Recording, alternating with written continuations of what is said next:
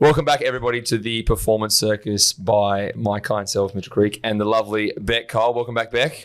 Thanks, Creaky. Excited for this one. It's a shame that we don't have video content of these all the time because you wear a kid-sized T-shirt from Champion, plug to our proud sponsors, every time. One day you'll come in and you'll have a full-size shirt, and I can't wait for that. I don't think you will, but honestly, these look good. I'm not going to look this good again. This is the last day I'll be looking this good. Yeah, shout out to Champion once again for sponsoring us and letting us do what we love most. Now, today we have a very, very fantastic guest all the way from overseas at the moment. He is a very well-known person in a multitude of spaces across the world.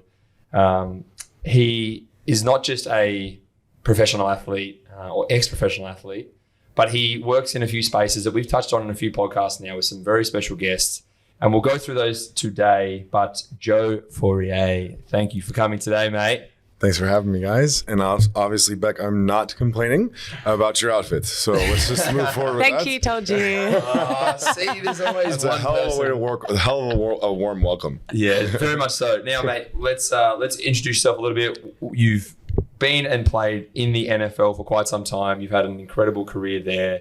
You've transitioned into a different space now, which is something we're so passionate about. But talk us through the initial parts of your career, where you grew up, into the NFL, American football, for those at home that don't know. Tell us a little bit about yourself and the game that you grew up loving. Well, Mitch, thank you for calling my career incredible. I think when you're coming from down under, it's good. It's incredible to get to that point. It's you guys know it's climbing a mountaintop. There's a certain shared resonance with all professional athletes where maybe we don't even have to. There's a lot of unspoken words that we don't even need to say that we share. We know how it gets, what it takes to get to that certain point.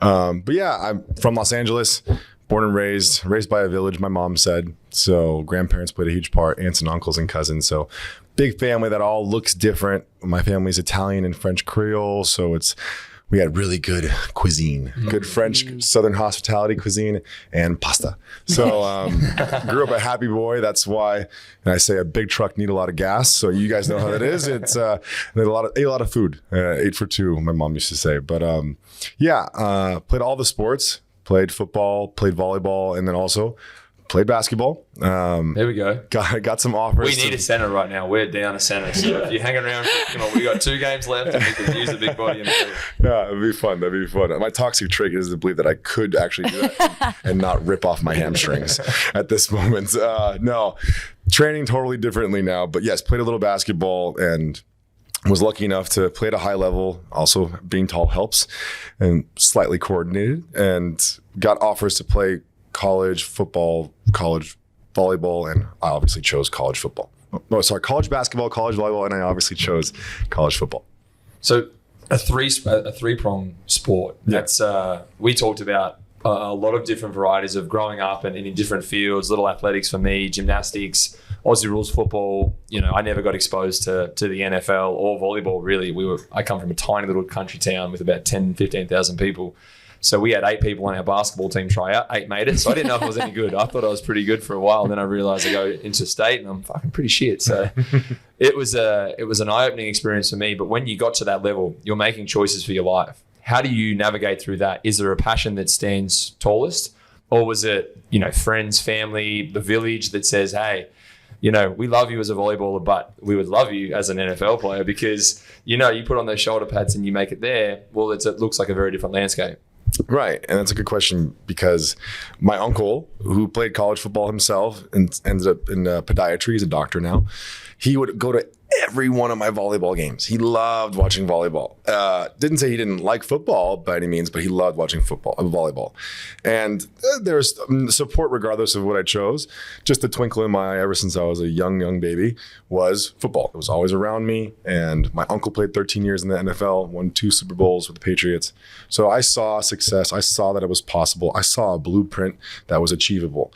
So in my immediate environment, it kind of lent a better relationship or stronger relationship with football. Always was more talented, caught the ball all the time. Basketball took me a while to grow into my body. I was like a newborn baby giraffe in the beginning. And then volleyball was just kind of just fun. It was something to do during the spring season, which I had off. It was either run track or jump high and hang out with some dudes that like just talk like this, bro. And I made the most of it. It was actually one of the more pure, fun sports that I played. Like towards as older as I got, they became more real and more of politics and business and, are you going to have a future with this? Whereas volleyball, I was like, have fun, hit the ball as hard as you can, try and block it. And the pace of it was super fun where between each point, you get to celebrate with your team and like every point is exciting. And it was really fun. It was also challenging too, because it was one of the sports I played it took me a while to actually end up playing it, but it gave me leaping ability, it gave me friends, it gave me a lot. And I really appreciated it. But like I said, football was always like logically the good choice. I mean, what tall are you? 6'9", 6'8"? Yeah, I say that. 6'6". Okay. 6'6" on my toes. Well, there's a certain element of that's tall, but not the position I was playing in the NBA type of tall. I could have played college basketball, but I saw a longer future, a better future with football. Granted, I was still a pretty tall tight end on the tall side of the spectrum. Any locker room I was in football, I was the tallest.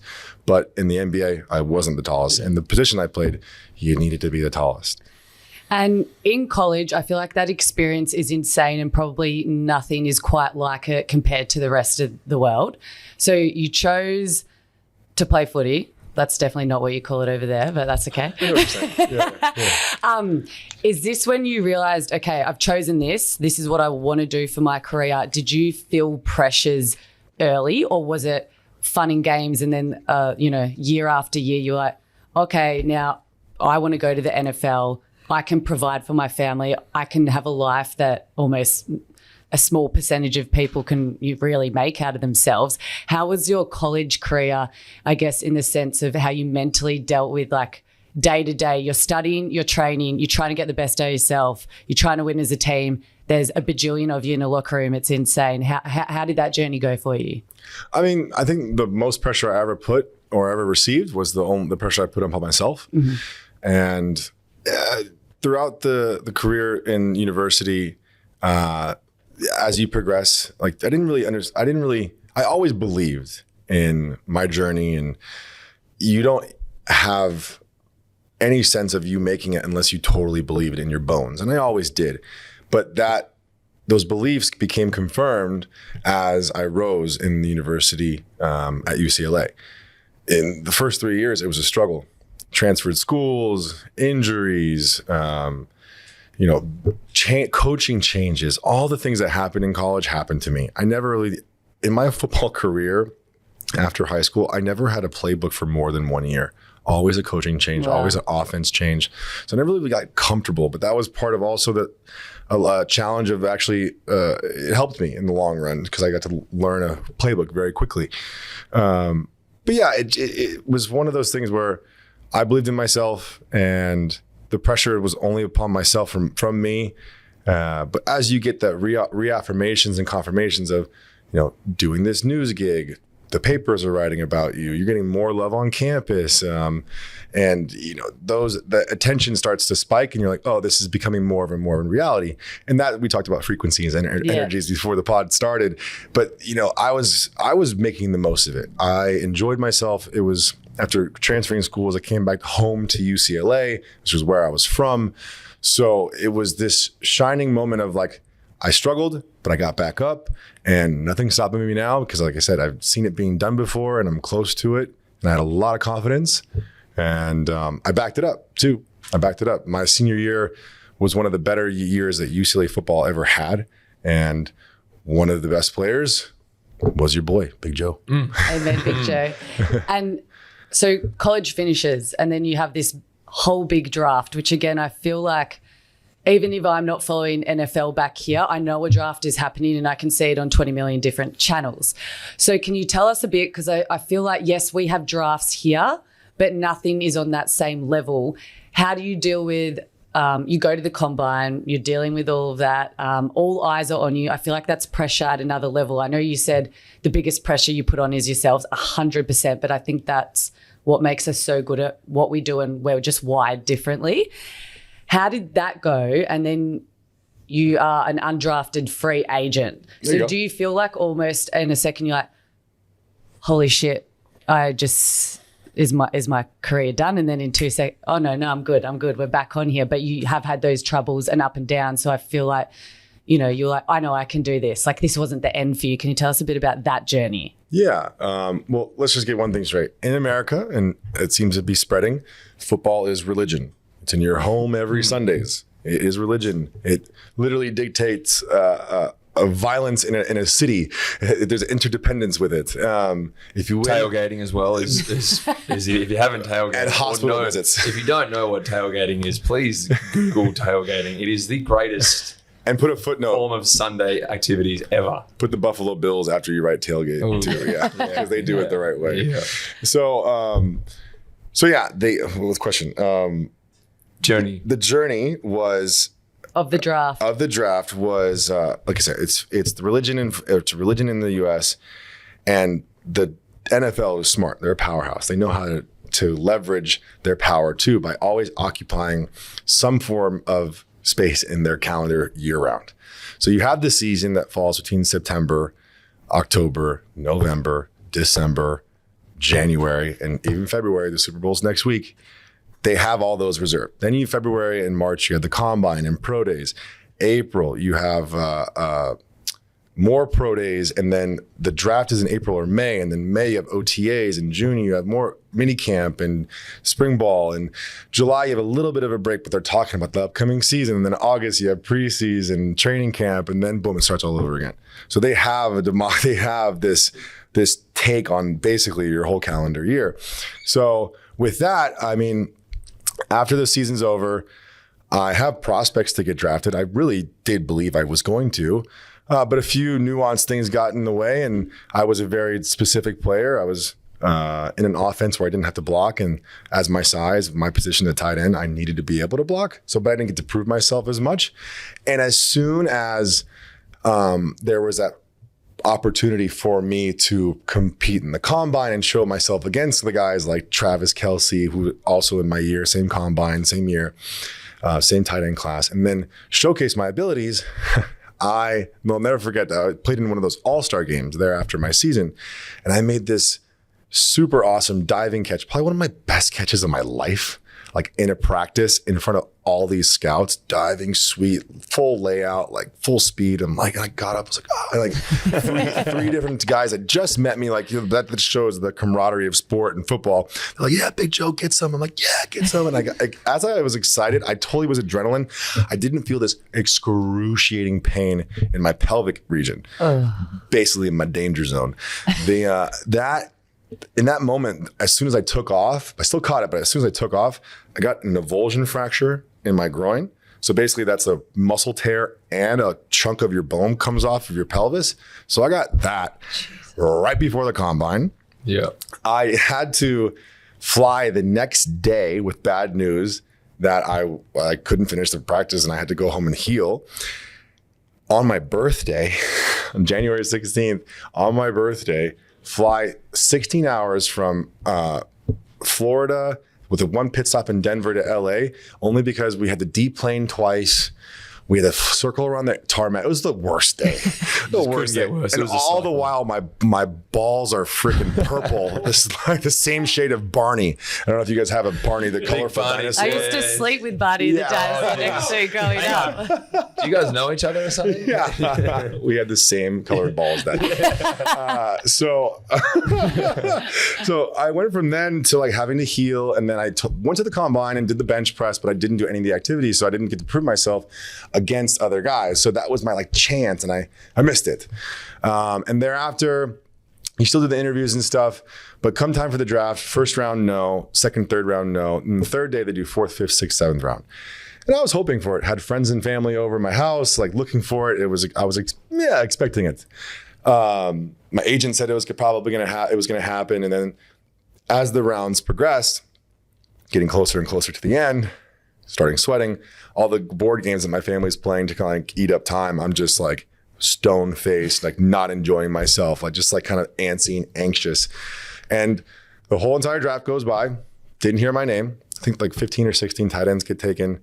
And the draft's very different to a lot of Australians are very aware of the NBA draft. You know, you got 2 rounds and, you know, first round's guaranteed, second round is kind of non-guaranteed. You play yourself into a 2-way or a G League. But just quickly touch on the NFL draft is a lot different in how it's laid out. Yeah, so you have first round is day 1, and that's all the big money. That's all the big names, the quarterbacks, all the big guys that everyone's talking about. And then the day 2 is round 2 and 3. Still big contracts. Like, and how many people in each day? So you'd have 32 teams. Yep. So 32 the first day, 64 the second day, and then 32 times 4. You do the math on the third day. We're not good at math around here. Yeah. So I think it's a total of 250 something. Players, so a lot, Tom Brady was one, a lot bigger because there's more players, more positions, bigger team. NBL would be like what 12, 14 players. I mean, the NBA draft, you got 60 people get drafted out of the entire world compared to 250 plus. It's is a much different scale. Well, you have 40, 45, 50 players on each team, not counting practice squad players too. So you're any given moment you have 60 players on one team. That's not also count the mini camp, like during August when everyone's trying to make the team and everyone's deep in the position trying to make a name for themselves. There's probably like 90, 80 people trying out at one time. And then staff. And then staff. Organization. And then it just gets, as the season progresses, just less and less people, and they can kind of confine it to a certain number because that's the rules. But they actually, in my opinion, they need more teams. There's too much talent out there and it's spreading so much that eventually I don't see why they don't put like either a team in Europe or a league in Europe like that actually does play against the NFL, or add 4 more teams to get another league going. Yeah, and you touched on something before that I know I've not spent any time ever playing NFL in my entire existence except for Madden, and I was really shit at it. But the playbook. You said through college, a lot of the stresses came from never being in a system that you felt comfortable in. Now in basketball, we have pretty similar sets, and I know NFL is the same, but our playbook right now as a professional team is very extensive. Then the NFL is extremely extensive. Can you talk us through what the playbooks look like? Offenses, defenses, special timeouts. You've got, ATOs, first down, second down, third down, fourth down. You've got field goal yardages, punts, all these different things and teams. And there's like 5 or 6 or 7 different teams on a team. Essentially, we're in basketball, we got 5 on the court. It's crazy. And 5 on the bench. In the NFL, there's situational teams. It's not just 20 guys go and play and that's it. Right. Can you just run us through how the team structure works and how that kind of looks on a game day, and then why it is hard to have such an ever-changing landscape of playbooks, coaches and staff? Yeah, I'll try not to lose everyone that's listening to the pod with all the details because there is a lot. It's very intricate. It's exhausting, actually. The guys that actually end up coaching, the ones that are like, middle, lower level, that are the assistant kind of coaches, you guys have those too, that don't sleep, that are passing out all the papers. You could just tell they have huge bags under their eyes. They haven't seen their wife in 5 days. Like they're really going through it. Like that's a life I never want. But it needs to happen because there's so much film to go through, catalogs of films of the team you're playing next week, the team you're playing 2 weeks from now, all these things, and also cataloging all the practices and watching all those, and then breaking down film and having all these percentages from all the film you broke down, like for third down, first down, second down. So you have, now they use iPads. Back in my day, they did binders of all the pages, and the binder was, brick thick. And it had everyone's, for the most part, everyone's job on there broken down. But yeah, you always usually start when it comes to like meetings and such. I'm sure you guys have meetings together as teams and watching film and all this stuff. Yep. When we break down film, we watch it as a team or have a meeting as a team. And then pretty quickly we separate into offense and defense. And from then on, however quick that might be, you separate into your positions, which then defense goes in the cornerbacks, and then the defensive linemen, and then the linebackers, and then the, that's it. Defense at the end of it. And then you have, actually the cornerbacks and the safeties might split up. Some linebackers might have to go to the defensive line room and all that stuff. So then you have offense goes in the offensive line room. tight end room, quarterback room, running back room, receiver room. Meanwhile, there's also a meeting in between those meetings with the special teams, which is the guys that kick stuff, and we get to learn about like where we're gonna, all that stuff. That's where the Aussies are at. They're the people that kick the stuff. Yes. Yeah. Guy's got a big leg. Send him over to the US. So yeah, it's very intricate, and like I love football. I always will. I always have a special place in my heart. But when it comes to like watching, I don't really watch it anymore because I just pick it apart. I know when the penalty flag's coming before it's coming. I know what's going on. I'm breaking it down. Like it also like incites a lot of emotion into me that I don't really like to visit because I'm all on the the namaste route. So it was. I mean, I look at it now and it's great. It's amazing. There's a lot going on, but it's a lot. There's a lot of plays, but once you get the concept, like you mentioned earlier, it's kind of the same stuff. Like. It might be dressed differently or called something differently, but the Vikings are still running the same plays, maybe just with different personnel, or maybe their alignment is different, where the running back would be on the outside of the receiver. Like they just mix it up and dress it differently, but it's all pretty much the same concept, same plays. So once you get a grasp of the football game, pretty much all the playbooks are the same. But yeah, there's long lists and scripts for that you see the head coaches of the football games carrying. They're all colorful and it's all looks lined out. It looks like it's a Denny's menu from and it's just like the size of this table, and it's just little writing and squares everywhere. And I look at it and go, well, I'm glad we're not doing that. We're just switching on defense. That's pretty easy. Mad respect though, because more I feel like NFL docos are coming out, and obviously we didn't grow up with the sport, and I was like, I want to sit down and actually understand this better, because I'm like, I enjoy sport, watching it more the more I understand. Yes. So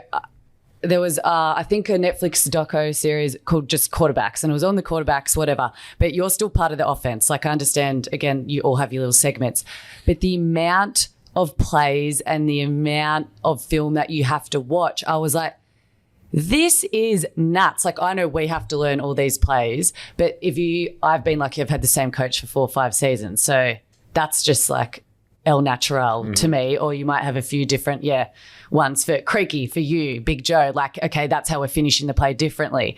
But mad respect for you, because I don't think people would actually know that behind the scenes is, yes, you're on the field, and yes, you're training, and yes, you're bench pressing, but the actual mental capacity that it takes out of you. So I just wanted to say big shout out, because that would be exhausting. Well, thank you. I appreciate it. But I will say that when you watch the quarterback doco, I love how you guys in Australia abbreviate everything. Servo, Arvo, Doco. I love it. It's great. It's great out. That's a new one. So the quarterbacks have to know everything. All about the defenses, all about the percentages, and all the things that we're talking about on the list. All the best ones know everything. I remember being behind Tom Brady in meetings when I was in the Patriots for a little bit, and he was still taking notes. In his 20-year career, still taking notes. So they have an exorbitant amount of information that they need to know. The best part about being in a position like running back or offensive line or receiver, you have a specific information, quantity of information that you do need to know. Everything else kind of access. However, if there's any particular position, and I might be fought for this, but I think I'm pretty on point, is that if there's any particular position that you needed to know a lot of the offense and what was going on in the game of football around them, behind quarterback is tight end. Because offensive line, they're pretty much, pass pro, run pro, not easy, but simple. Running back, run the ball, block occasionally. And then receivers, catch the ball and get out of the way if someone's running. Tight end, you got to know what the offensive line's doing. You got to know what the running back's doing. Got to know which way the quarterback's turning. You got to know the routes that the other receivers are running. So technically, when it comes to the admiral of the field, the general is the quarterback. But the next person that needs to fucking know what the hell they're doing is tight end. And that's not just an overloaded information. That's pressure. You make one mistake, your quarterback gets absolutely rinsed. Or someone gets through the gap and everyone looks at Big Joe like, big fella. Yep. That's you're supposed to be the guy. That's the guy that has a close relationship, and the quarterback is by far the most impressive position because they have that thing on an absolute needle, and they're reading the defenses who are zoning. They might press and blitz. They might sit back and just protect. And you got to know everything about the sport, but it's about understanding your opponents. It's about understanding your tendencies and traits, and then they know your tendencies and traits. So you're trying to almost counter to what they think that your tendencies are, and you're kind of playing this awkward chess match that absolutely professional athletes have to go through. And it's not we have all the couch potatoes and Dorito eaters at home that sit there and go, oh, I could have done that. That's pretty easy. Just dive in. And he just sits there and just fucking runs and catches it. But in saying all of that, you have so much information. You've had your collegiate career. You've gone to the combine. Talk us through the next stages. You're in the NFL. Yeah. That's got to be a feeling, an elated feeling that can't be described, but please do it your best. Because when I got drafted to the NBA, I cried my ass off for about 6 hours to my family from New York to Horsham to Adelaide to Melbourne, and it was one of the greatest memories ever. And I still got the screenshot of all of us just looking like the Michael Jordan crying meme. But please talk me through that experience for you, how that made you feel, your family, because the village, you eat, everyone eats. Mm-hmm. They eat, you eat as well. So talk me through that. Well, I didn't necessarily have I can buy everyone in a mansion type of money yet, but I made the league minimum, which was good, which is really good. Won't front about that. I don't have any of it anymore, but it was good. But yeah, you go through the whole process of the draft. I didn't get called. Then thereafter, then you actually do the picking. The undrafted free agent part of it is that like you get the interest from the teams and they say, hey, do you want to come? We'll spend this money on you for your mini contract. I'm like, yeah, sure. Let's go, Detroit Lions. And then I go through the whole process of, you know how it is with drills when someone's making the team, like the guys that's probably the newest or the rookie or not so good. He's in the back doing the last layup. Yeah. He's in the back catching the last pass. I was in the back holding the bag for everyone to hit me like 6-7 guys in a row. Ow. And then I hand the bag off to somebody and then I do the drill. So I was like getting double the practice. And then eventually, there's a beautiful point of which where I was very aware of like, okay, I'm here now. And slowly made a play. Okay, now I'm in the fourth team. Play. Oh, third team. Okay. Then second team, I'm like, wait a minute. I'm playing a lot more. I'm getting more reps. Wait, is that Calvin Johnson next to me? Is that Stafford? Like, oh, I'm on the first team and I'm getting love. I'm getting respect because the respect is more potent and more in your face from your teammates than you do from like the upstairs or the coaches. Yeah, it gets to you a little later because they got to deal with their politics, got to deal with the general manager, got to deal with what's going on and that type of thing. And in that moment, I knew when I was going to make it before I made it, which was because I was getting love from the 10-year vet. Like this guy knows my name, or this defensive guy doesn't like me because I always beat his ass, and he's like worried about his job because this rookie's fucking him up. So I knew that was like probably the most focused I've ever been trying to make that team because it was like my goal since I was a little baby. So I was like, I had to realize it, and I already had the undrafted label against me. Like I'm the cheaper option. I will, if it's an even stalemate, I will lose to the person that is the more expensive option. So in that moment, like in those moments, I reveled in it. I was there. I was very present. Then when I actually made the team and I was like, okay, here we go. And it didn't slow down. As soon as the first game happened, I had a good game. This was my first game of my career in the NFL. I scored a touchdown to help us win the game. It was great. Amazing. That would have been a feeling. Yeah. Shit. Feeling so good that I danced after my touchdown. Yeah, that's come on. The celebrations are wild. We have seen a few YouTube clips. We can like snip up a video. Can you give us a quick little what's your go-to one? Do you have? Now? Yeah, now. The catalog's much bigger than it was 10 years ago, Beck. I'll tell you that. Back then, it was some YouTube video like Miley Cyrus or Rihanna or something doing some dance, and that was the first one I did. Only because I was so elated and like so out of my body experience. I'm like, oh my God, it happened. Like, what do I do? Like I don't have a balloon animal. Yeah, great. Let's think of Miley Cyrus. yeah, Miley Cyrus. She was hot back then, dude. Wrecking Ball had just come out. Yeah, that was a 5 year. Yeah. It's before she went all Madonna on us. Yeah. And did you feel in college, I guess that's sort of your junior career, let's say, you work your way up and then, it's senior and you're like, oh, I'm the big dog. Like, I feel like not you'd stop working, but I think you've earned it. You have that respect. And now you go into your senior career, you've now been drafted. How has that experience been like? Holy shit, I'm taking all those bags, getting all those hits, doing the last, pass. I have to earn this again. Like, how was your mindset going back into, okay, I'm not the big dog anymore. I'm the small one going woof woof around the backyard. How do you go from, maybe feeling this small to now being like, damn, everyone sees me now. Yeah. It's a beautiful realization. It's a beautiful way to one, I was just so narrow focused on the goal at hand, and it was to make the team, that even my teammates surrounding me didn't really even know my full personality, because I wasn't going to show it, because I was just like, I'm not doing anything out of line. I'm staying on. Like, no one even knew that I was goofy as shit and weird and like crazy and said like really out of pocket stuff. So I kept that mum. I kept that really behind closed doors. I was like, I'm not doing anything. I'm not going out, nothing. I'm going to movies by myself. I'm going to be that guy alone. And that lone warrior mentality, that lone wolf mentality, and just like kind of just, on the straight and narrow, really benefited me. And then when I started to kind of appreciate the view a little bit, I was like, it hasn't happened yet. I don't appreciate it too much. And I just was like taking a lot of awareness and attention to each step I was taking.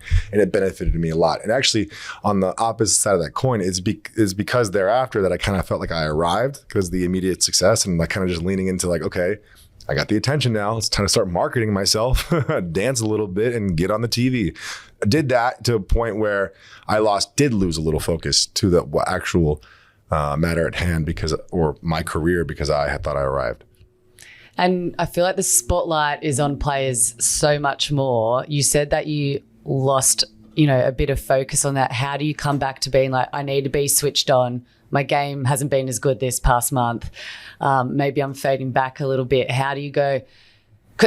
Australian media, and I feel like AFL is probably the biggest here, that, walking down the street, everyone knows who Dyson Heppel is. Everyone knows who you are because you're a big name. How do you deal with that if you're coming from, a small place, the way you grew up, to now being, holy shit, I'm on this ad, I'm on that ad, I'm like, could be the face of this team. How is dealing with that exposure? Well, yeah, the problem that I created for myself was because I was the marketable, leaned into the whole charisma of, putting me on the Sports Nation, the Sports Center, the Fox Sports, doing the radio bits, like really leaning into it and like increasing my visibility and my marketability, because, I was making money off the field. It's very consumer markets, and I was taking advantage of it, doing the appearances for thousands of dollars and making good money. It got to a point where I was injured and I was still doing those things. And like my agent at one point was like, you gotta like slow it back a little bit. Like, you've done Sports Nation, twice this month. Maybe you don't need to be on TV when you're on the sideline. I was like, fair bit. Yeah. Okay. I probably should dial it back. And then that just kind of just was a catalyst to revealing what was going on truly, even though I thought things were okay, they actually were not. And then thereafter, my injury just really offered me to not be, because we did another coaching change, and the coach that I had success with was gone, and the new coach only knew me as the guy that was injured. So from then on, it was just a bouncing around the league, and it was a fall from grace, and I almost slipped through my fingers. And like a lot of places, the NFL, the politics you mentioned, there is someone new, someone cheaper, someone faster, someone younger, someone with more potentiality to come in and take your spot. So once you're kicked out of the club, no white tees, no gold chains, no boots, you get out of the club and you're not let back in. And it's really difficult for people to understand at home sometimes, because, you make a good contract, you might be on the minimum, but you might be on a couple of $1 million as the year rolls around. But then, the endorsements, it's the sponsorships, it's the engagements. And then there's 20 grand, 50 grand, 100 grand. You might do some big ones. You might have a big commercial deal at that level. And then you're getting invited to parties, you're meeting girls, guys, whatever you like. You have all these opportunities to, this is the world that I have never seen before. And you never think you're really going to see it. Growing up as we do, we think, this is pretty cool. Horsham's nice. And, Victoria's great. But then you go, well, there's a couple other states in Australia, then there's another country, and then there's, another language, and there's another experience. And then you get the sample of success. You get the sample of a little bit of monetary. And that's always nice. Like, money's great, but people always say money doesn't buy happiness. Well, it's easier to fucking sit in a Ferrari than it is in a beat up. It's better to cry in a Ferrari. Yeah, it is. But then it gives you less of a worry when it comes to, your mum or your sister or a family member. You can help them if you need to. So then sometimes doing the extra bits when you are injured and you're like, well, I can't play the game I want, so I'm going to try and do something else to fill the time and fill that void of feeling like I can be the man. I'm standing in front of the TV watching it rather than being on the TV celebrating in the end zone. Can you just give us a little bit of an insight into the distractions that come along with success, but then the realization of, you know what? I now know what is important. And sometimes you lose that that along the way, which is okay. But then I need to realign with what's important in my life. Was it family? Was it yourself? You said your agent kept you pretty accountable as well. Yeah, my agent. Yeah. Fuck the agent. We didn't leave on good terms. I haven't spoken to him in years. Fuck you, as I said. I'll say it. Dude, thank you. I appreciate it. So I had no excuse. I went to UCLA in the middle of Hollywood, near Hollywood and Bel Air, West Santa Monica, Venice Beach. I found myself in the Hollywood Hills at parties with people that would blow you away, celebrities, and rubbing elbows with types in places I should not have been. Who's one person that you did not have a party with that you never thought you would have? Who would you like to have had a party with? I mean, let's just say I ended up at the Playboy Mansion a couple times, and I'm like, because I traveled alone a lot. I mean, I went out alone. Like, so when I was out, they'd be like, I can't be sneaky. So who's this big guy here? And I'm like, hey, thanks for having me. Like, oh, you play football for UCLA? Oh yeah, come on in, Big Joe. So before like I was making a ton of money, I was still like in Hollywood clubs when I like in places I had no business of being in. But nevertheless, it was one of those things, like I already had the experience at UCLA. So I had a little bit of even being from LA, I even saw that before I went to UCLA, all of it. So I was always around it. So I had no excuse. So when the success bits did happen, it was just that with me having tons of money and having more visibility in people's mind's eye more often. But yeah, I felt good. I liked it. It's hard not to like. It's the dopamine hit that you can't resist. And then I'm sure the Playboy Mansion would have been shit house. I don't want to go there. I'm sure everyone in this room probably doesn't want to go there. So, yeah. Beck, do you want to come? I know you. Calm it down. You would still have You can get in like that, actually. I don't know. I'm like, it's just sternum, so I don't know if it'd be accepted. Now, mate, just talk us through one of your best days in football before we move on to the other parts of your life. You had a game and you scored yourself a couple of touchdowns. Yeah, that was my best game. It's hard to think of anything else besides that. We were in Cleveland, Ohio, and I knew I was in the game plan, but to this extent, I guess I was having a good run of games before then, and they were really relying heavily on guarding Calvin, and then I was just open a lot. I'm open by any means. I got open, and I'd never had 3 touchdowns in one game. Then in this moment, like I think not even high school or college did I get 3. I always got like 2 every once in a while. 3, my most touchdowns in a game was in the NFL, and it was one day. It was the best day ever. It was great. Put me on the map. Did a bunch of interviews after, and also like some part of some nuanced record that I hold. I think it's the most touchdowns by an undrafted tight end. And even then, scoring 3 touchdowns in a game is elite company. Very small number of people have done that. So that's pretty cool. So that's why when I go back to Detroit, I don't pay for pizza. Like, you walk in, hey, remember I scored those 3 touchdowns? Yeah. I lead with that. I'm Joe Fauria. Remember me 10 years ago? They go, who? And you go, fuck. Yeah, wait, let me just get my Wikipedia page. It's short, but I'm on YouTube. Have a look. Yeah. And sport, as we all know, is filled of the biggest of highs and some of your lowest of lows. Okay, you've now had, 4 years in the league, amazing. And now you have a serious ankle injury.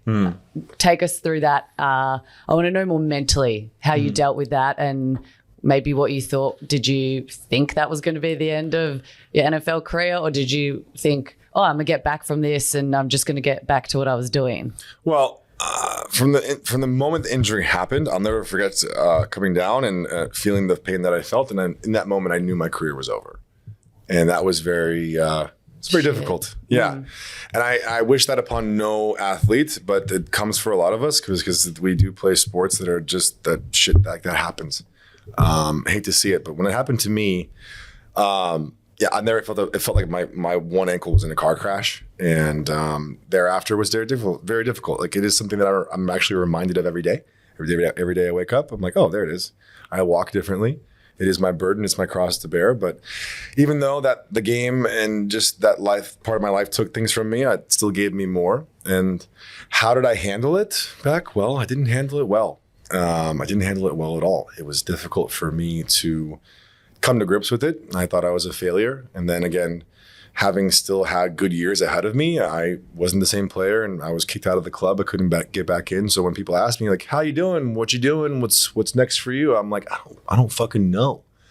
And People say that they don't do a good job by getting you ready for your life thereafter, but what really can they do? Even if you give them all the seminars in the world for life thereafter, we'll do our best to listen, but we put shit into action. That's how we learn.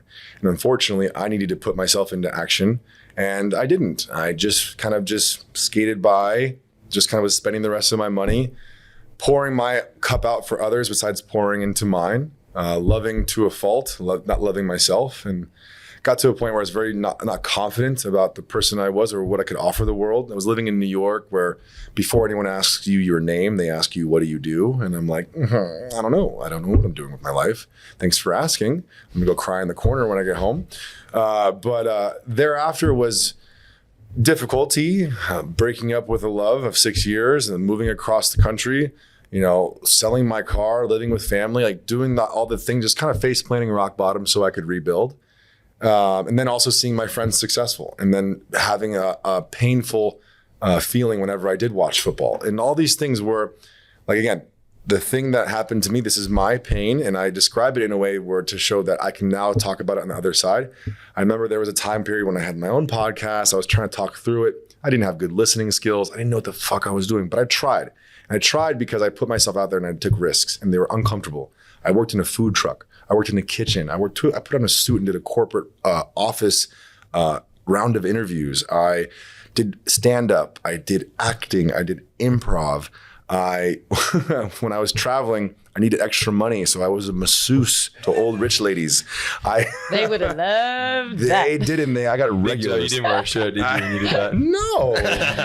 Of course not. I definitely I was trying everything, and not to say that I wanted to be the best masseuse in the world, but I wanted to try everything that I could try, because that was my time to try it when I really had fuck all, as you guys say around here.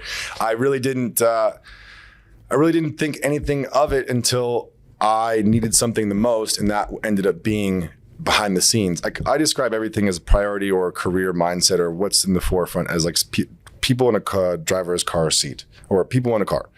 And the driver's seat for the longest time was football. And then after my injury, didn't just get thrown out the car. It just was like a barrel roll, action style movie, get out of the car, explosion in the background. No more football. Who's driving? Well, I tried all these things in the driver's seat: the kitchen cook, the actor, the radio host, the broadcaster talking X's and O's in football. Didn't get me out of bed in the morning. All the while, the wellness angle was always behind the scenes, always in the back seat or the shotgun, but always in the car. And it helped me try these things. I found peace of mind only because I put a meditation pad next to my bed every morning. This is when it was really difficult to get out of bed. I'll put this meditation pad, do the Headspace app, I'll do it 100 days in a row, see what the hell happens. It worked. I felt a lot better. I felt peace of mind, clarity. Things became more clear. I became less irritable. I had a little more joyful life purpose, and just ready to go, and really appreciating every day that was happening.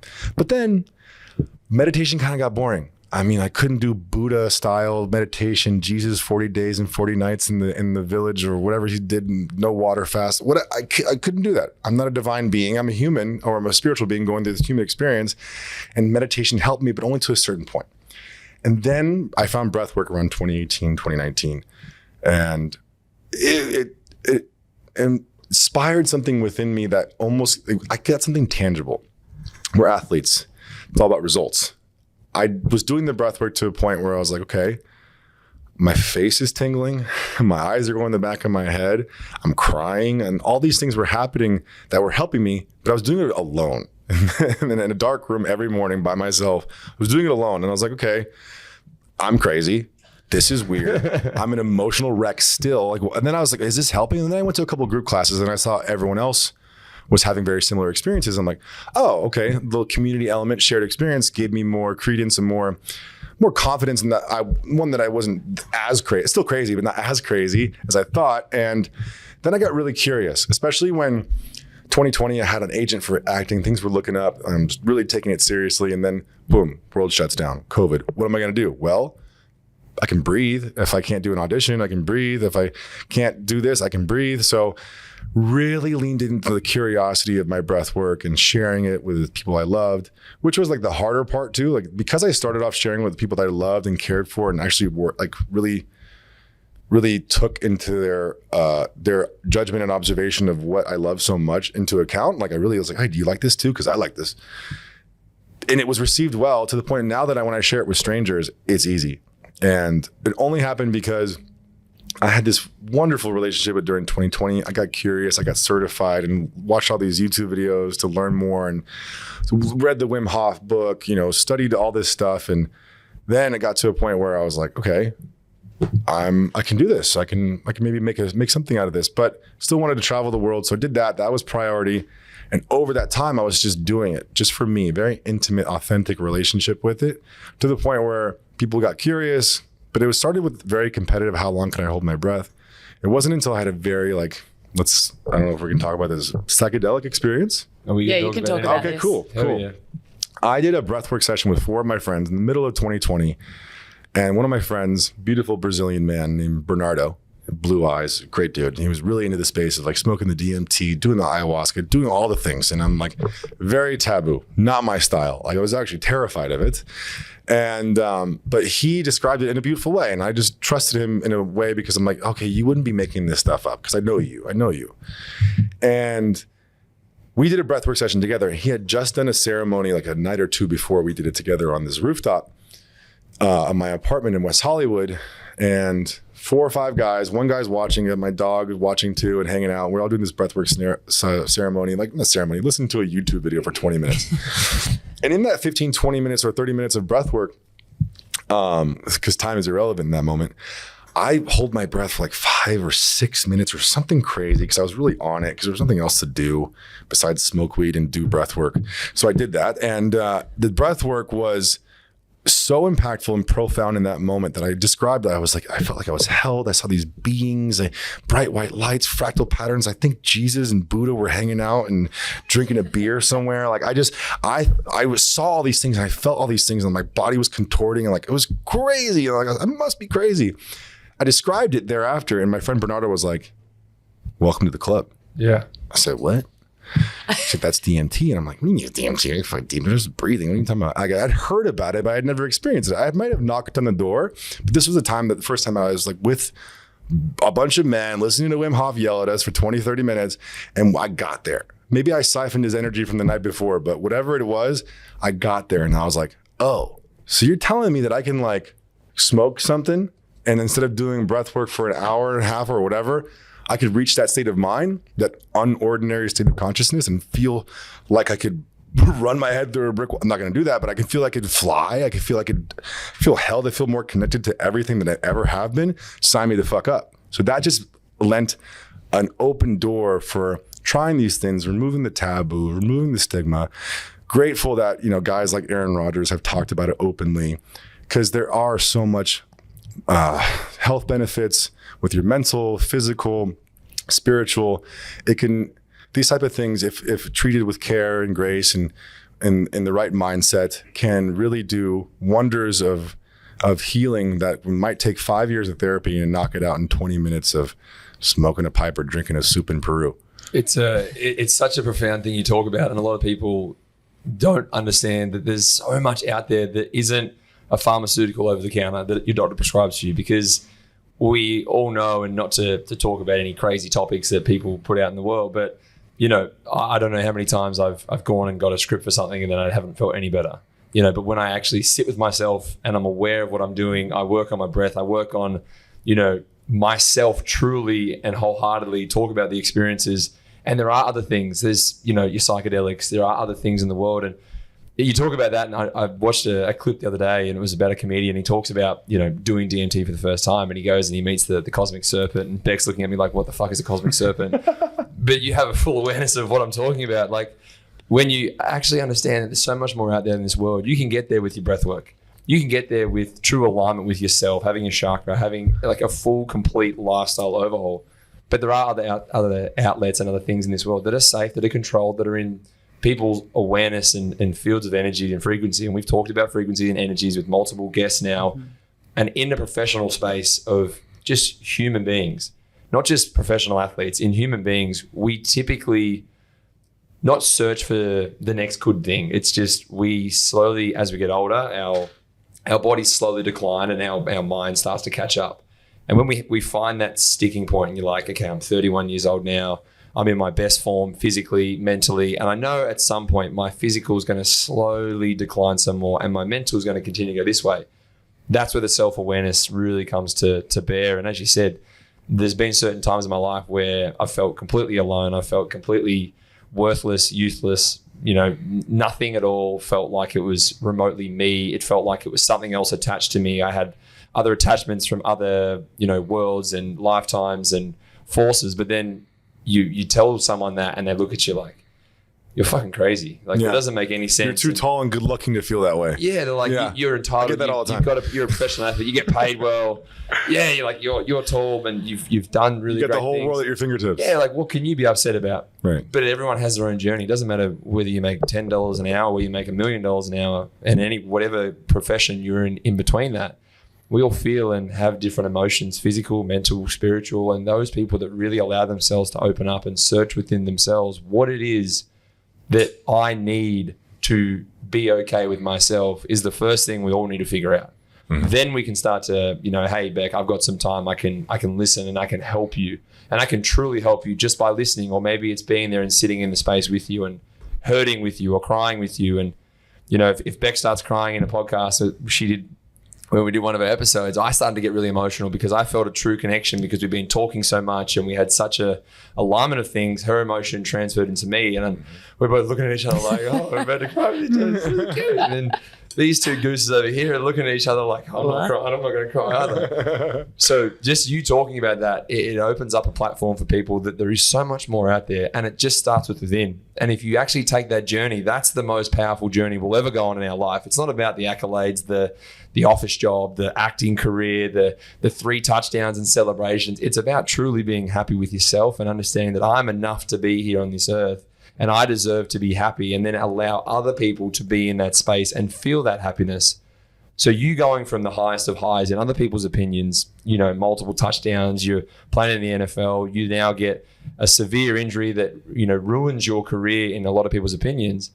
You're out of the driver's seat. You now get into a new car.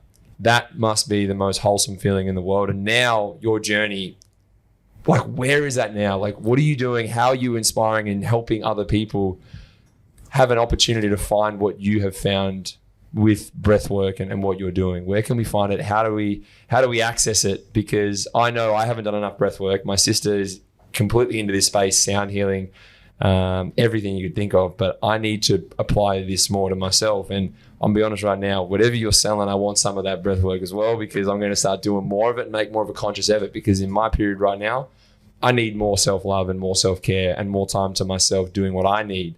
So how do we access it? How do we become more aware of it? Where can we start, and how can we be a part of it if you are doing something in that space? Well, Mitch, I got to say, first of all, before I answer your question, I want to say recognize and do the hippie thing. What you said before the question was really nice.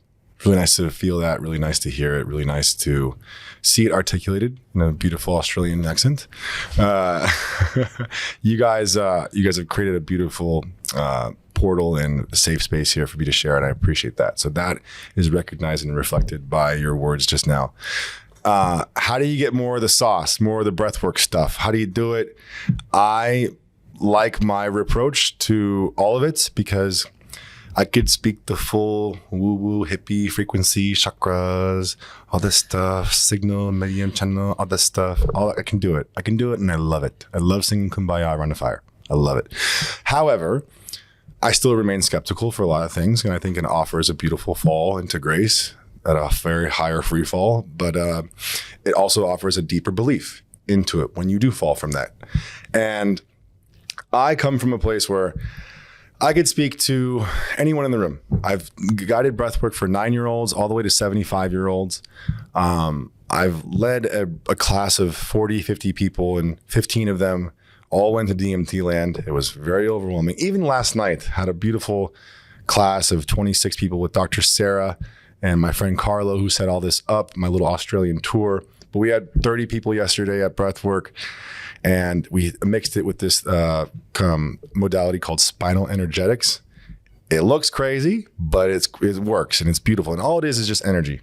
The things that I'm working with breathwork and yoga, and even the thing like spinal energetics is energy, right? But I describe it as emotional release. These type of things can come out as, screaming or crying or laughing. And that's just emotion. And because at the end of the day, what is emotion besides energy in motion?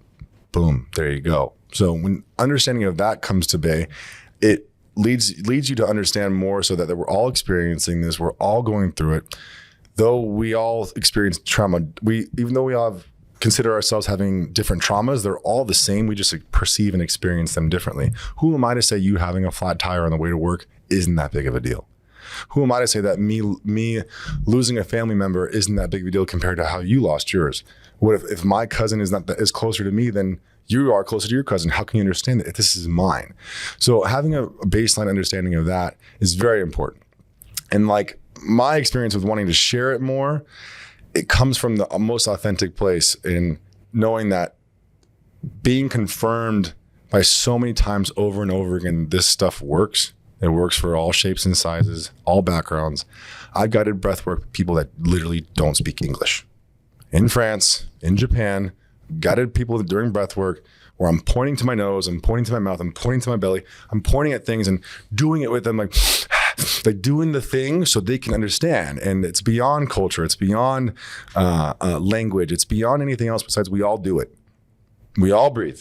I've said this a couple times in my classes. It's our environment that affects us in this way. There's so much chaos. There's so much around us that could make our breathing less optimal. When we're 5 years old, when we start school, start wearing a belt, start hunching over our desks, we breathe improperly. And then 12, 13, 14 years old, you go through puberty and the girl or boy next to you, you don't want them to see you breathing to your belly, so you breathe improperly. This not only has, like we're talking about, mental and spiritual effects, this has physiological benefits as well. And they're undeniable. There's science I can bore you with all about the neurotransmitters and your parasympathetic and your sympathetic nervous system, your vagus nerve, oxytocin, dopamine, serotonin, all these good things, and your diaphragm and the lungs are magic. And the magic is in the medicine. And the medicine is all around us at all times. It's been around for thousands of years. Before we started pressing pills from synthesized nature, we were breathing in a rhythmic fashion all around the world. And cultures that didn't know one of one another did this, because back then they had way less things to get their attention, way less things notifying them they had a DM, way less things asking them to pay their electric bill. So they actually were connected with the earth. So I think they unlocked knowledge and they knew of things that we are just beginning to get tapped back into as a collective. And if you want to talk about the cosmic serpent, I read this book recently that I love, like I talked about skeptics. I love when the Wim Hof book I read was written by a skeptic that wanted to debunk Wim Hof and everything that he believed in. And Wim Hof was just a messenger of the Tumo pranayama breathwork that's performed by ancient Tibetan monks in the Himalayas where it's butt fucking cold. And they did this breathwork to heat themselves up and regulate the temperature. They would melt the snow around them. I've seen it before. On YouTube. I've seen it. They've done it. It's happened. It's happened. We need to do that outside right now. Melbourne's put on a shocker for us. Yeah. And then you have that. And there's another book called The Cosmic Serpent, written by a skeptic anthropologist that wanted to learn more about these medicines of ayahuasca and tobacco and the tabaqueros and the village leaders, and why is this belief system in South America similar to this belief system in Asia? So he just lived it. And you can't tell me that it was by chance that the villages in Peru and other places in Colombia and other places scattered around the world that had no connection to each other would find this root of this plant that had DMT in it, and then have this other piece that has an enzyme that breaks down the stomach that has this thing that breaks down the stomach enzyme that then inhibits the DMT from being released into your brain. But when you mix them together, it creates this soup so that DMT does work. And how are you going to tell me that thousands of years ago, these people knew that? Because they didn't have internet. They didn't have encyclopedias. They just freaking knew because they were so connected.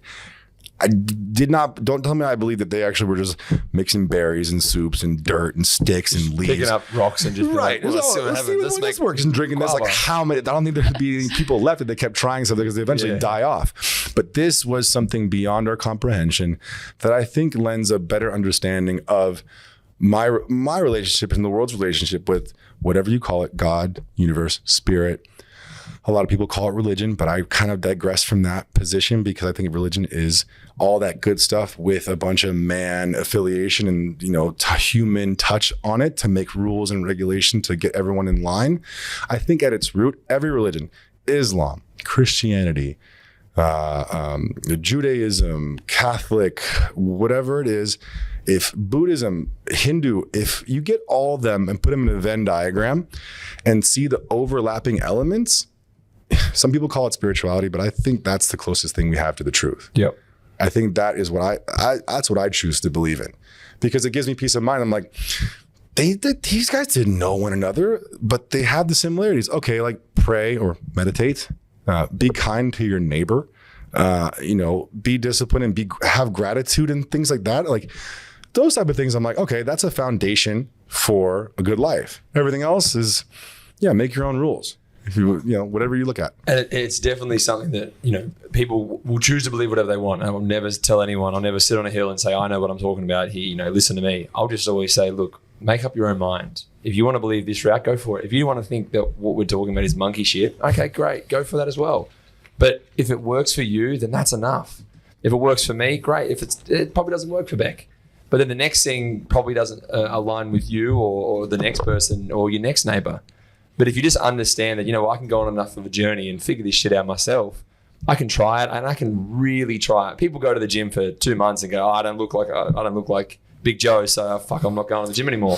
You're like, well, Big Joe went to the gym for 14 years lifting boulders above his head. He's that big. But it takes discipline, it takes knowledge, it takes participation, and it takes reflection. And then you have to be aware enough to go, well, how did that make me feel?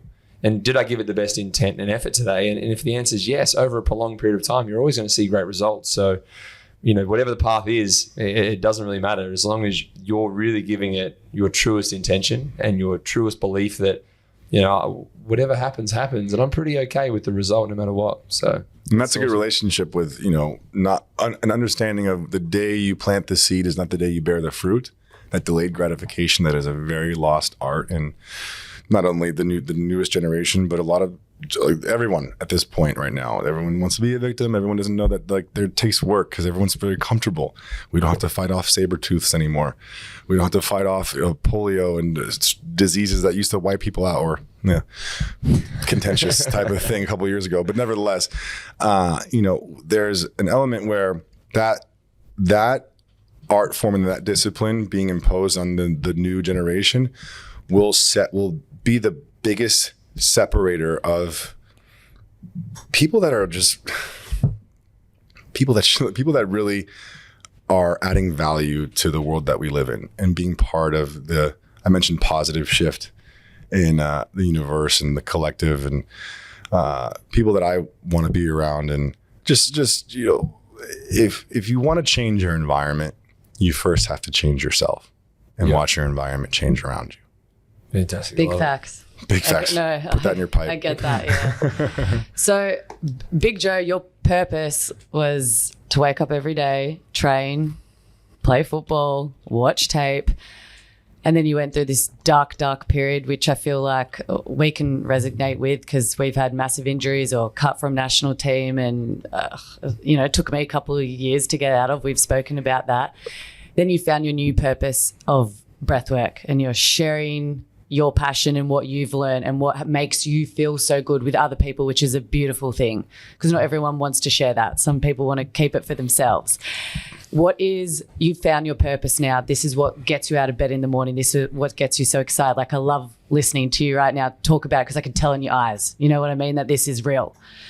What is your daily routine now? It's very much changed. So what does a day in the life look like for Big Joe now? Well, in Australia, it's been quite busy, which is great. Thanks to some really dear friends that I've gotten set up and tapped into multiple communities out here. And the ability to come out here and share what I love is just, if you would have told me that I'd be doing this a year ago, I'd be like, you're crazy. But my daily routine is a non-negotiable. Usually often in the first hour or two of the day is breath work, whether it's 5 minutes or 45 minutes, I'm doing it. And that comes across in my practice, in my guiding classes, because people can tell like, oh, this guy lives it, this guy does it. And I've been to classes, yoga or breath work, where I'm like, do you even love what you're doing? Do you love sharing this? And that's to say, like, even the people that do get certified in breath work or yoga doesn't mean necessarily that you might want to keep it to yourself. You might not necessarily want to share it or get to a point where you're teaching it. And to be honest, I loved it so much that I respected this medicine and what it did for me so much. It was so close to me that like actually sharing it to the public, people I didn't know, and I loved it so much that I was very careful. I was very slow about sharing it. I literally did it for 4 or 5 years before I started sharing it a year ago. Wow. And that's proven to be very beneficial. And even in the last year, so really honestly in the last year and some change, have I really shared it. And was it a fear that you felt that maybe you weren't being like people would project you to be, oh, you're just doing this. Right. You don't really care. Right. More off so that I've had major imposter syndrome. I didn't want to, I was like, oh, I'm not Sadhguru or Deepak Chopra, or I'm not Tony Robbins. Like, what the fuck am I really doing? I'm just telling people to breathe. It's like, just like Simon Says, like, well, yeah, it's in my own shit. But then it got to a point where I wasn't really, not that I cared about what people thought, but more so like how I would be received as this new version of myself, finally in the public eye. Because for so long it was football Big Joe, Hollywood Big Joe, funny guy Big Joe, but what is he doing now? And I know that when I would share it with LA, which would be the hardest market for me, because it's people that are going against the grain of years of knowing me a certain different way. And I had to be certain, because I would be found out. As much as I can put on a facade for an audition or act a certain way for whatever, no. You could tell if I'm authentic or if I'm lying or I'm misleading you.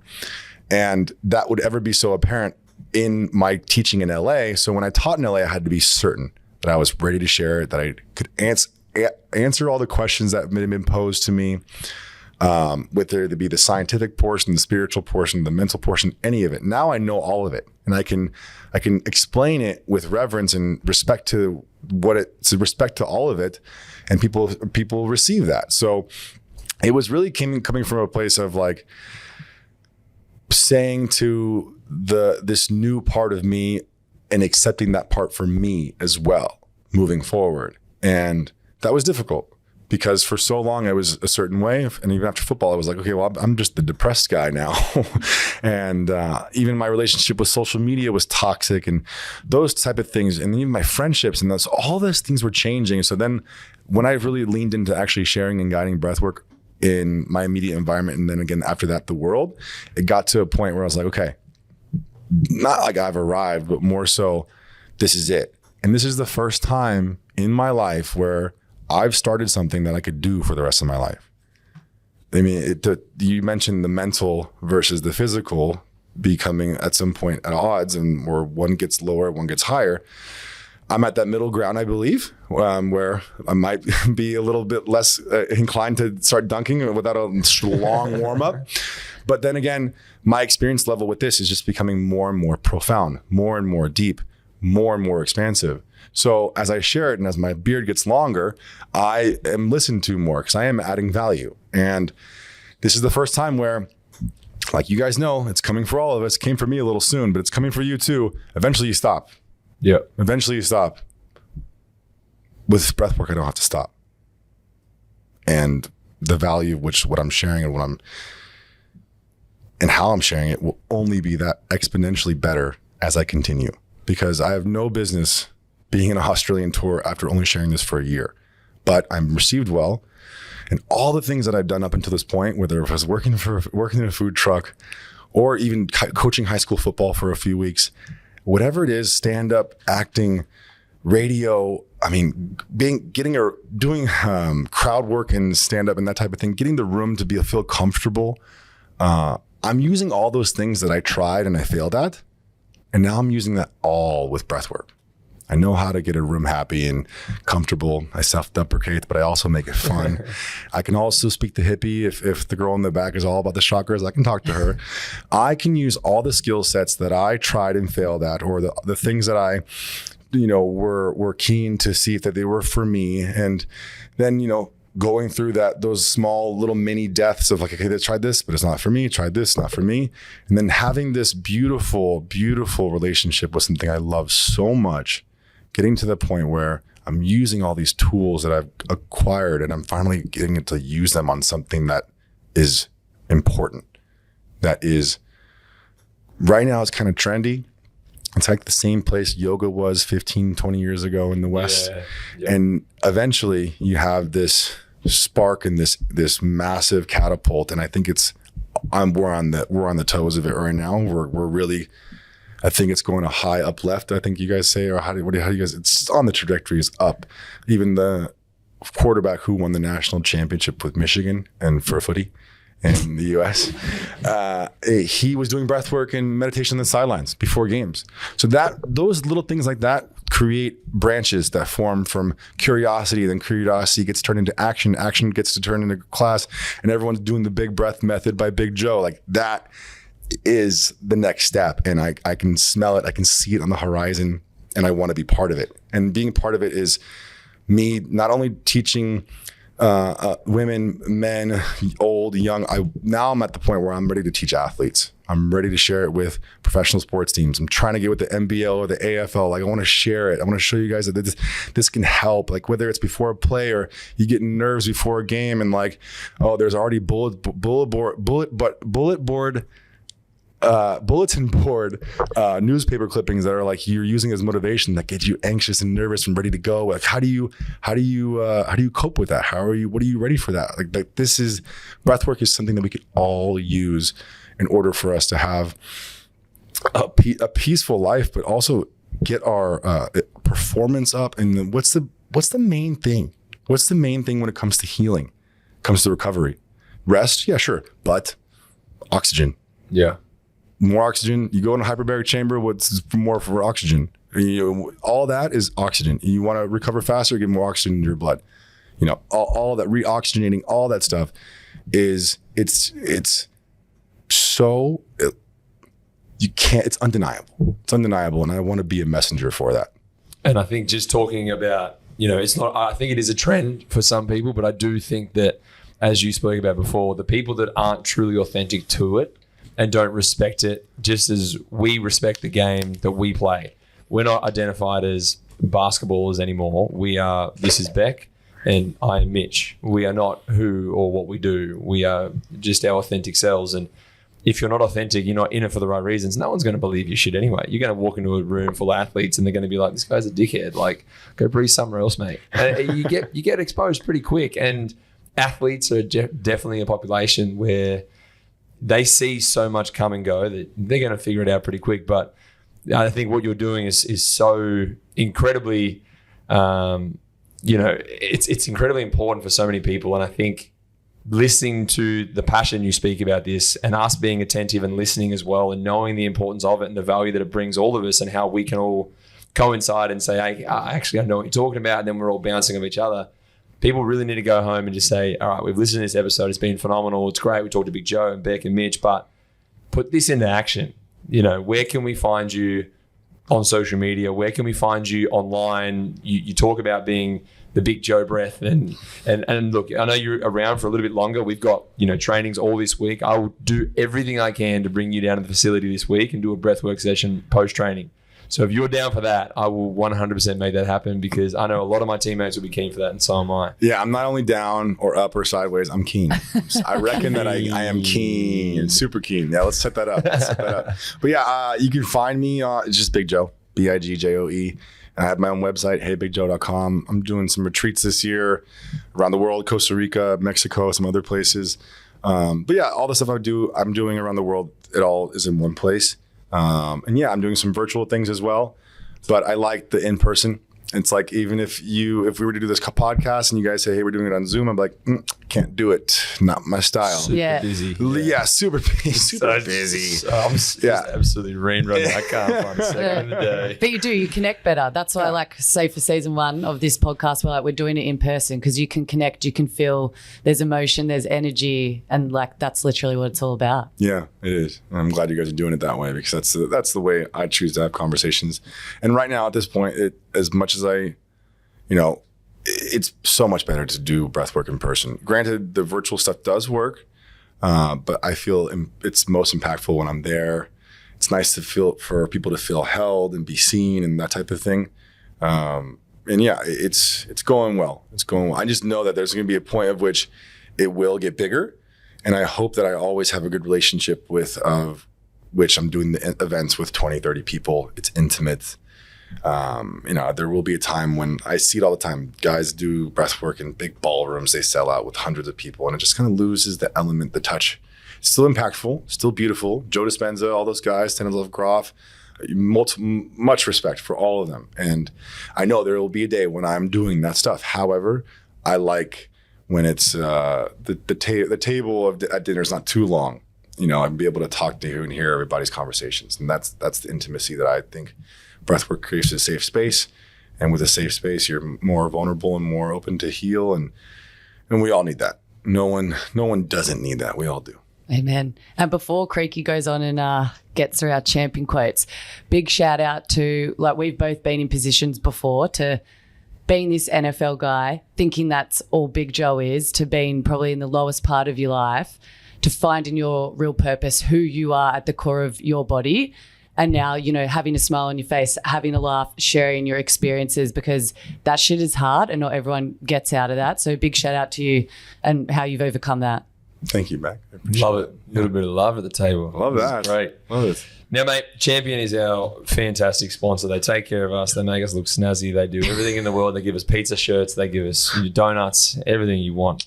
Now, they've got some stuff for you today. So that is for you to go home, rep. You can breathe in it. You can lay down in it. You can do a cartwheel. And if you got a good rig, you can also chop that up into a midriff if you prefer to. Yo, when you just said got like a good rig, my mind went everywhere. I was like, how are we ending this podcast? Just violently inappropriate. But what we do, mate, every episode with our fantastic guests, we have 2 quotes sponsored by Champion, and we just want you to pick the one that most suits you, and then a little bit about why that suits you the best. So the first one is, it takes courage to say yes to rest and play in a culture where exhaustion is seen as a symbol status. That's by Brené Brown. And then the second one is, listen to silence. It has so much to say, which I already know the answer. You're going to pick, but I love it. Oh, I get to pick one of the 2? You're going to pick one of the 2. Oh, yeah, the second one. Yes. I love The it. first one's good too, though. Very thought-provoking. But you say it one more time for me, please? The second one? Yes, the good one. Listen to silence. It has so much to say. So, I'm in Australia. I'm a foreigner, if you guys couldn't hear at this point. But over the last few years, I have traveled the world. I've been very lucky to be able to do that, and it was always an idea of mine. But one of the things that was so revealing, and that's why I wasn't good at my podcast, and even then my relationships were deep, but not deep enough for, the life I wanted to live. And I think it got to a point where I learned the hard way that listening was better than anything I had to say. I go about life with the youthful exuberance and curiosity and freely knowing that I don't know shit. And when I really, really owned that and lived that, my listening got really good. And with my listening, the words that I did end up speaking were more concise and even better and good. I was saying things from people's experience, my experience, and learning from the mistakes of others, and then also things put into action. So if anything that I've learned from my listening was my speech has changed to the point where that does not make me uncomfortable. And neither does that. I think long pauses and silence say a lot. And I think more than ever, I know that whether it's teaching breathwork to people that don't speak English, or traveling and trying to order a kebab when you're in Albania and they don't speak English too, but you play charades and go to Italy and don't speak Italian, but they think I do because I'm moving my hands a certain way and pointing at things and come on, Madonna. And they're like, oh, they totally understand what I'm saying because there's intention. They're looking at your face, looking at your mannerisms. They're looking at your tone. Like, are you going up? Are you going down? Are you getting angry? Like all of that is part of the instrument that you share with the world. This voice, the pattern, it creates music. It creates contention. It creates love. How you use it will then dictate a lot in your life. And I've realized that. So I'm really, you call it maybe sharpening your sword or your rig, whatever Beck wants to call it. Whatever it is a useful tool for you that only can be expanded and it can only grow with listening. So now when it comes to a pause or a silence, I think it's the most powerful thing. Well, Big Joe, I think on that note, Joe Fauria, Big Joe, thank you for taking us in depth today. I feel like this was a special episode. It was a bit different. We dived deeper, and we hope the viewers like really listened and really took something away from today. And Creaky, as always, a pleasure doing an episode with you. Always. This is the Performance Circus. If you guys enjoyed listening to this episode, please like, subscribe, comment, get us up on your socials, get the Performance Circus going because, baby, we're just starting.